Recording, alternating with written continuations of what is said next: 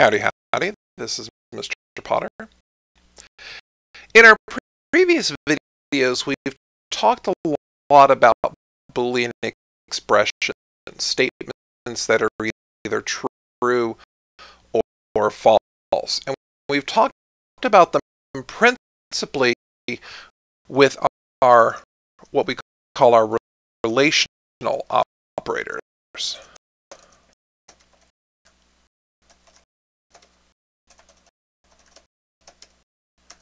And our relational operators are less than or greater than, less than or equal to, greater than or equal to, truly equal to, or not equal to. And these allow us to compare two variables of similar type. So I can compare a char with a char to see if they're truly equal to each other, or if one comes before the other in the alphabet. I can use them to compare an int and a double to see if one is bigger than the other, one is smaller than the other. But we also have a different type of operator, which we call logical operators. And that actually is the focus of today's lesson. So there are three logical operators. And the first one I want to talk about is logical AND, which we use a double ampersand, that's Shift 7 on your keyboard, to denote. And the whole idea behind a logical AND is that it's only going to be true if both expressions are true. So what I'm going to do is I'm going to set up a real quick loop here. I'm going to declare int I gets 0 and j gets 0. Actually, let's set them equal to 1.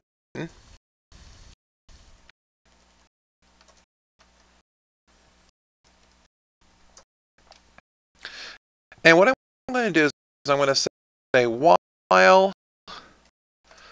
I plus j is less than 10, and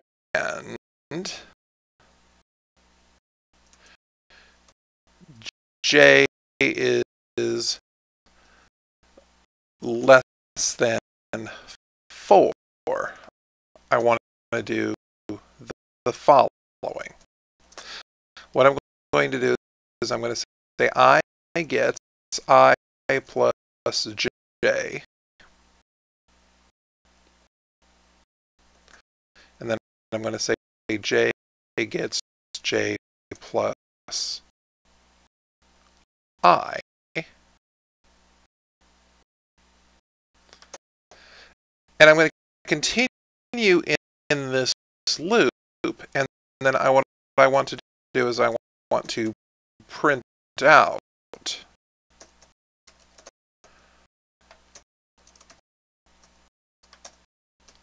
I and j. So I first want to talk about what's going to happen here. This loop is only going to run as long as both of these expressions are true, which means this loop stops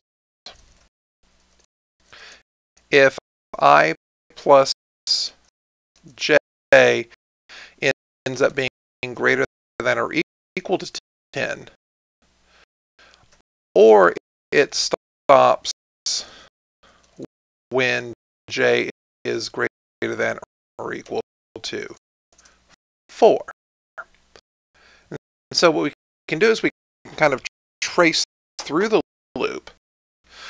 So the first time through the loop, I plus j is less than 10, because 2 is less than 10. And j is less than 4. So I go through here and I say I gets I plus j. So now I contains a 2. And I say j gets j plus I. So now I is 2 and j is 3. And this condition is still true. The first part is true and the second part is true. So we do it again. So I say I gets 3 plus 5. 2 plus 3, which is 5. And j is going to get 3 plus 5, which is 8. So this procedure is going to have I and j alternating between the Fibonacci number sequence. But after the second pass, j is going to be 8, which is not less than 4 anymore, so my loop is going to stop. And I should see a 5 and an 8. And that's what I see as my output here. The thing is, as long as this statement is true, as long as both parts are true, this loop is going to run. But as soon as one of these messes up, it doesn't matter if it's the first one or the second one, then the loop is going to stop.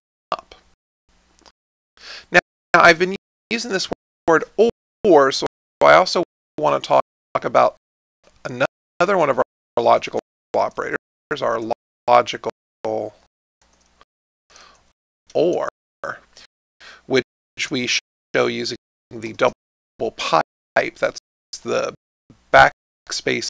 Under the backspace, there's the pipe button, the vertical line. And this is only going to be false if both expressions are false. So I want to talk about what happens when I take this same loop, but I stick the OR in there. So this loop is going to continue to run as long as one of these expressions are true. The only way that this loop is going to stop is if both of our expressions end up being false, because it's only false if both expressions are false. Now, when I run this, I is 1, j is 1, 1 plus 1 is less than 10, and j1 is less than 4. So this loop will stop if I plus j is greater than or equal to 10, and it stops. Well, actually, I need both of these to be true. I need I plus j to be greater than or equal to 10, and I need j to be greater than 14. So 1 plus 1 is 2. I gets 2. 1 plus 2 is 3. So j gets 3. We continue through the loop. 2 plus 3 is still less than 5. J is 3, which is still less than 4, and so we go through the next step. So I'm going to have 3 plus 5 is going to be, 2 plus 3 is going to be 5, so I'm going to store that in 5. 3 plus 5 is 8, so J gets 8. And I go through this, and what happens is 5 plus 8 is less than 10. So that's false. And 8 is less than 4. That also is false. So when I run this, I'm going to get the exact same output. In other words, it really doesn't matter if it's an or an and. But if I were to change this to a 15, then I'd be able to squeeze one more ounce of stuff out of this, because I would have the 5 plus 8 is less than 15, and that is true. And so here, this part being false, it's only going to be a totally false expression if both parts are false. So I should be able to run this, and it should go one more level in, and I should see 13 and 21. Those are the next two numbers in the Fibonacci sequence. Now, if I flip this back to logical and, it's going to stop at the same point it stopped before, the 5 and the 8. And the reason is because as soon as one part messes up, that shuts down the whole works. It makes the whole thing stop. But if I'm using an OR in here, one part is not enough to stop. I really need both parts to mess up in order to stop.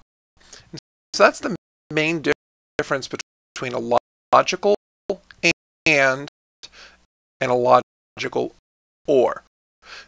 Notice that I have two Boolean expressions here. This expression is true if I plus j is less than 15, and it's false when it's greater than or equal to 15. And this expression here is a Boolean expression as well. It's true whenever j is less than 4, and it's false whenever j is greater than or equal to 4.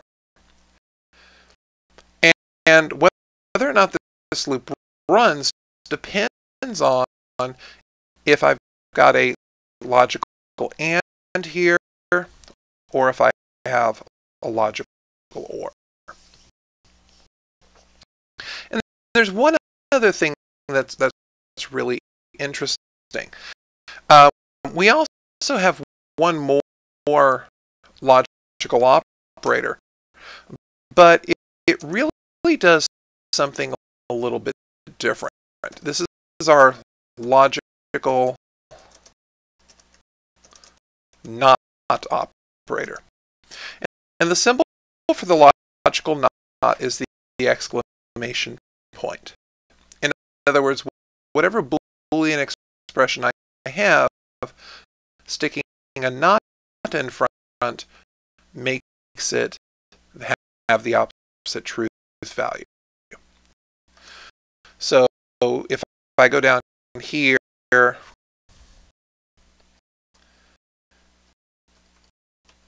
and I declare Boolean expression equal to true, and I system.out.println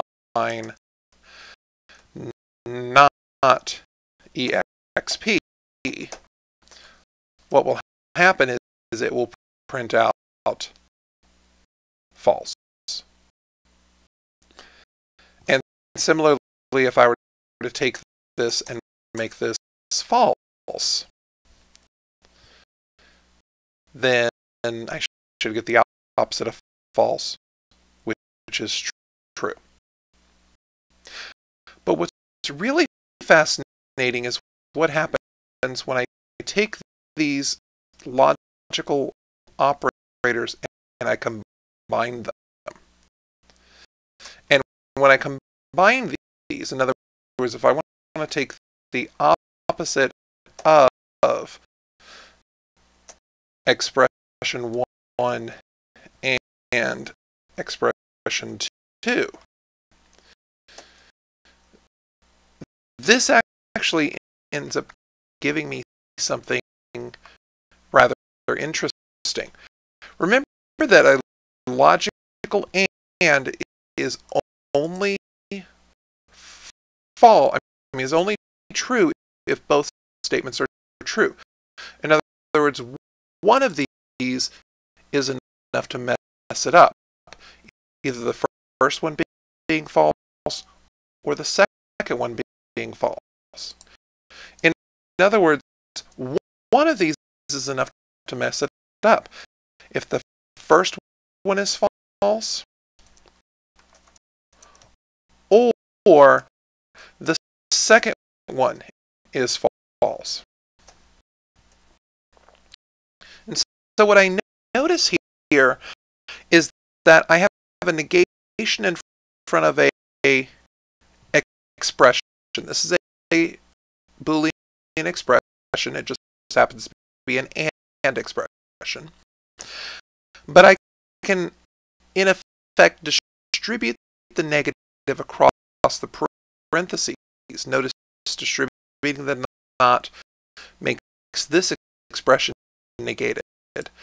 Distributing the not makes this expression negated. But distributing the not over a conjunction using logical AND gives me a disjunction using logical OR. The only time that this statement is false is if this first statement is false or the second statement is false or both statements are false. And similarly, I could say not expression 1 or expression 2. Remember that a OR expression is only false if both statements are false.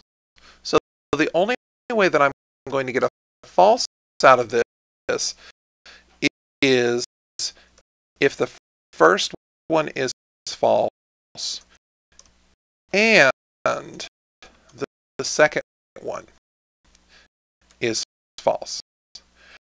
And these two laws that I've illustrated here, which really I've illustrated in the comments up here throughout this program, these two laws are called DeMorgan's laws.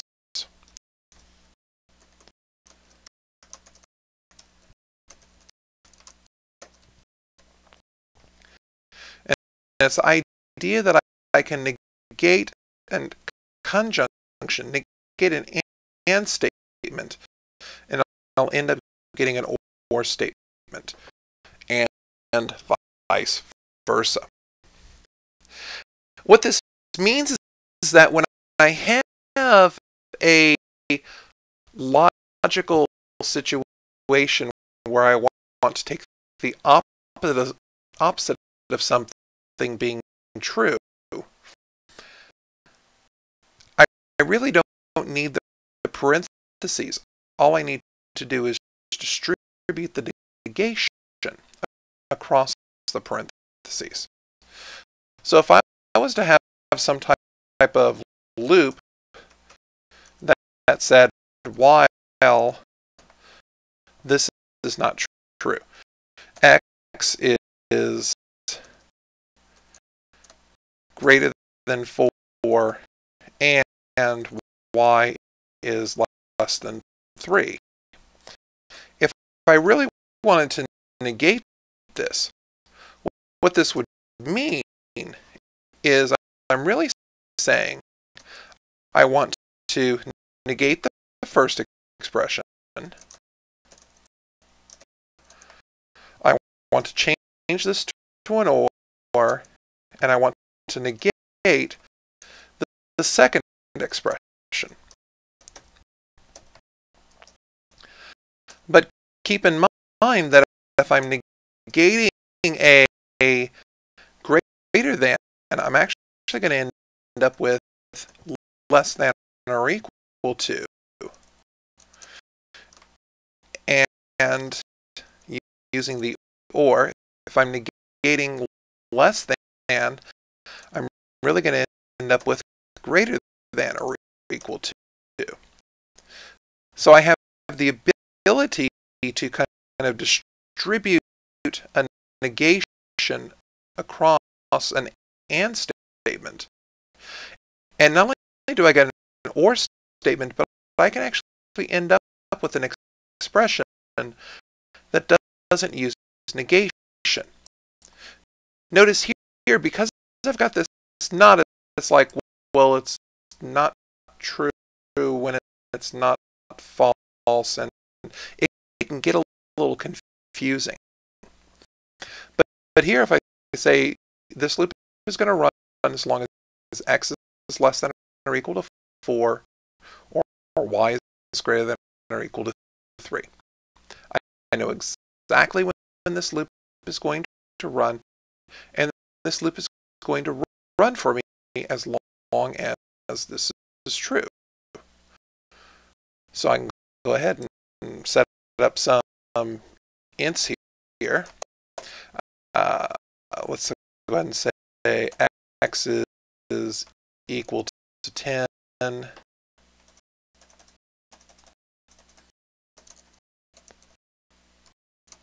we'll set y equal to 1.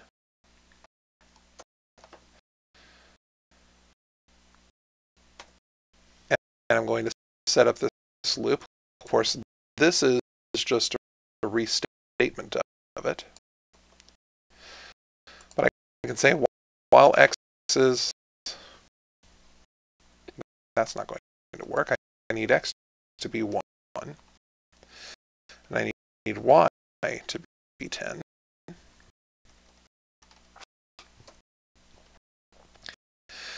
And what I can do is I can do something similar to what we did up here. I can say that y gets y minus x, and I can say x gets x plus y. And if I try and run this and then system out print line,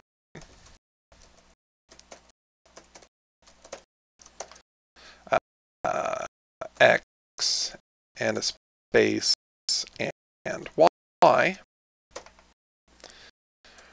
Running this, I'm going to see, well, let's see, 1 is less than 4, 10 is greater than or equal to 3. So y is going to get y minus x. This is going to be 10 minus 1, which is 9. And x should get x plus y. So now 1 plus 9 gives me 10. So this should be 10, and y should be 9. So I should be printing out. That's interesting. X is 1 and y is 10. So y gets y minus x. So 10 minus 1 is 9. Y is 9. And then x is going to get x plus y. Well, x currently has a 1 in it. Y currently has a 9 in it, so I should be getting a 10 out of this. That is rather peculiar. I'll have to take a look at that and see what's going on there. Let me do this instead. Let me put this statement inside the loop, just to see what's going on.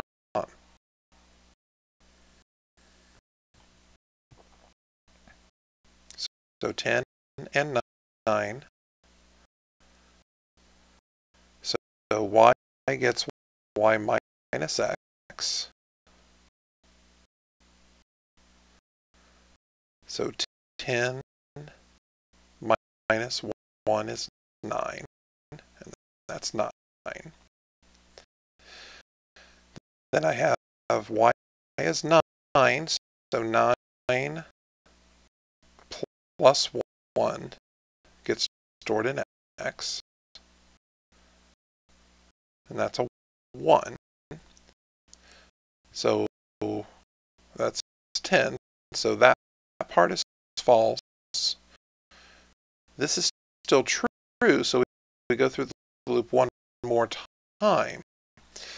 This is now 9 minus 10, which is negative 1.